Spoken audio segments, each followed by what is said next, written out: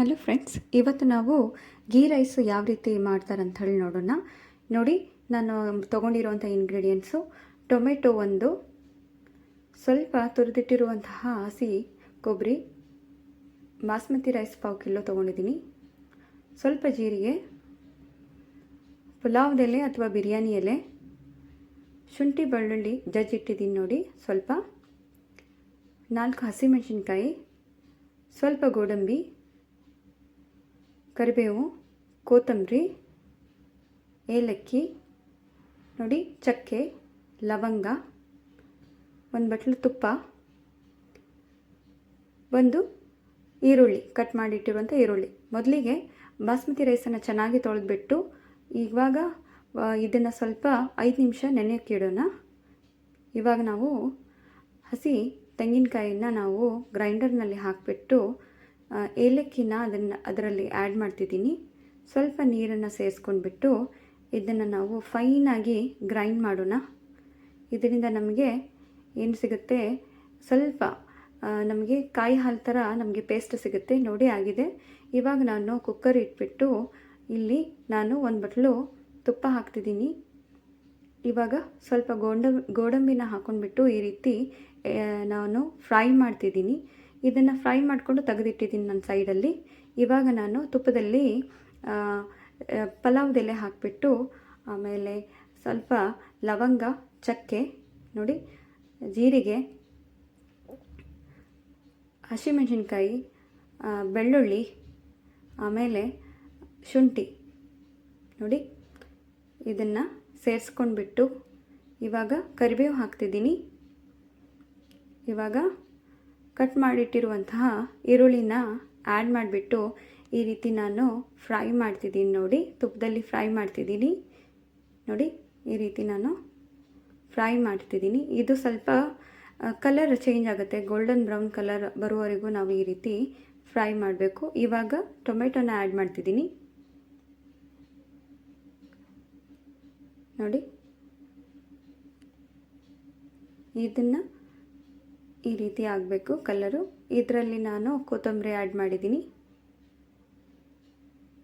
ನೋಡಿ. ಇದನ್ನು ಕೂಡ ನಾವು ಚೆನ್ನಾಗಿ ಫ್ರೈ ಮಾಡೋಣ. ಇವಾಗ ನಾವು ಪೇಸ್ಟ್ ಮಾಡಿಟ್ಟಿರುವಂತಹ ಕೊಬ್ಬರಿ ನೀರನ್ನು ಇದರಲ್ಲಿ ಆ್ಯಡ್ ಮಾಡೋಣ. ಕಾಯಿ ಹಾಲು ಅಂತಾರಲ್ಲ, ಅದನ್ನು ನಾವು ಇದರಲ್ಲಿ ಆ್ಯಡ್ ಮಾಡಿಬಿಟ್ಟು ಇದನ್ನು ಕೂಡ ಸ್ವಲ್ಪ ಲೋ ಫ್ಲೇಮಲ್ಲೇ ಇದನ್ನು ನಾವು ಕುದಿಲಿಕ್ಕೆ ಈ ರೀತಿ ಇಡೋಣ. ಇವಾಗ ಕುದೀತಿದೆ ನೋಡಿ ಫ್ರೆಂಡ್ಸ್. ನೋಡಿ, ಇವಾಗ ಇದಕ್ಕೆ ನೀರು ಬಸಿದ್ಬಿಟ್ಟು ನಾನು ಅಕ್ಕಿನ ಆ್ಯಡ್ ಮಾಡ್ತಿದ್ದೀನಿ ನೋಡಿ, ಈ ರೀತಿ. ಇದನ್ನು ಕೂಡ ಚೆನ್ನಾಗಿ ನಾವು ಏನು ಮಾಡಬೇಕು, ಸ್ವಲ್ಪ ನಾವು ಫ್ರೈ ಮಾಡೋಣ. ಎಲ್ಲ ಇಂಗ್ರೀಡಿಯೆಂಟ್ಸು ಚೆನ್ನಾಗಿ ಇದಕ್ಕೆ ಸೇರಿಕೊಳ್ಳಿ ನೋಡಿ, ಈ ರೀತಿ ನಾವು ಚೆನ್ನಾಗಿ ಲೋ ಫ್ಲೇಮಲ್ಲಿ ಇರಲಿ ನೋಡಿ, ಈ ರೀತಿ. ಇವಾಗ ನಾನು ರುಚಿಗೆ ತಕ್ಕಷ್ಟು ಉಪ್ಪು ಹಾಕ್ತಿದ್ದೀನಿ ನೋಡಿ. ಇವಾಗ ನಾನು 2 ಗ್ಲಾಸ್ ನೀರು ಹಾಕ್ಕೊಂಡಿದ್ದೀನಿ 1/4 ಕಿಲೋ ಅಕ್ಕಿಗೆ. ನೀವು ನೋಡ್ಕೊಳ್ಳಿ, ನೀವು ಎಷ್ಟು ತೊಗೊಂಡಿದ್ದೀರ ಅಕ್ಕಿ, ಅದ್ರ ಬೇಸಿಸ್ ಮೇಲೆ ನೀವು ನೀರನ್ನು ಆ್ಯಡ್ ಮಾಡಿ ನೋಡಿ. ಈ ರೀತಿ ನಾನು ಎಲ್ಲನೂ ಮಿಕ್ಸ್ ಮಾಡಿಬಿಟ್ಟು ಸ್ವಲ್ಪ ಕುದಿ ಬರಲಿ. ಇವಾಗ ನಾನು ಕುದಿ ಬರುವಾಗ ನಾನು ಕುಕ್ಕರ್ ಲಿಡ್ ಹಾಕಿಬಿಟ್ಟು ನೋಡಿ, ಇದನ್ನು ನಾನು ಸೀಟಿ ಹಾಕಿಬಿಟ್ಟು ಸ್ವಲ್ಪ 3 ಸೀಟಿ ಬರಲಿ. ಇದು 3 ಸೀಟಿ ಬರೋವರೆಗೂ ನಾನು ಇದನ್ನು ಒಲೆ ಮೇಲೆ ಇಟ್ಟಿದ್ದೀನಿ. ಓಕೆ, ಸೊ ಇದು ಆಗಿದೆ ಫ್ರೆಂಡ್ಸ್. ಓಕೆ, ನಾನು ಗ್ಯಾಸ್ ಆಫ್ ಮಾಡಿಬಿಟ್ಟು ಇವಾಗ ತೆಗೆದುಬಿಟ್ಟು ನೋಡ್ತಿದ್ದೀನಿ. ನೋಡಿ ಯಾವ ರೀತಿ ಆಗಿದೆ ಅಂಥೇಳಿ ನೋಡೋಣ ಬನ್ನಿ. ನೋಡಿ ಫ್ರೆಂಡ್ಸ್, ಚೆನ್ನಾಗಿ ಇದು ಆಗಿದೆ. ಇವಾಗ ಇದನ್ನು ನಾವು ಸ್ವಲ್ಪ ಮಿಕ್ಸ್ ಮಾಡ್ಕೊಳ್ಳೋಣ. ನಿಧಾನವಾಗಿ ಎಲ್ಲನೂ ನಾವು ಮಿಕ್ಸ್ ಮಾಡ್ಕೊಳ್ಳೋಣ ನೋಡಿ. ಸ್ವಲ್ಪ ನಿಧಾನವಾಗಿ ಮಿಕ್ಸ್ ಮಾಡಿಕೊಂಡ್ರೆ ನಮಗೆ ಉದುರಾಗಿರುವಂತಹ ಗೀ ರೈಸ್ ರೆಡಿಯಾಗಿದೆ. ನಾನು ಸರ್ವಿಂಗ್ ಪ್ಲೇಟ್ನಲ್ಲಿ ಹಾಕ್ಕೊಂಡ್ಬಿಟ್ಟು ಇವಾಗ ನಾನು ಗಾರ್ನಿಷಿಗೆ ಏನು ಮಾಡಿದ್ದೀನಿ, ಗೋಡಂಬಿನ ಆ್ಯಡ್ ಮಾಡ್ಕೊಂಡಿದ್ದೀನಿ ಇಲ್ಲಿ ನೋಡಿ.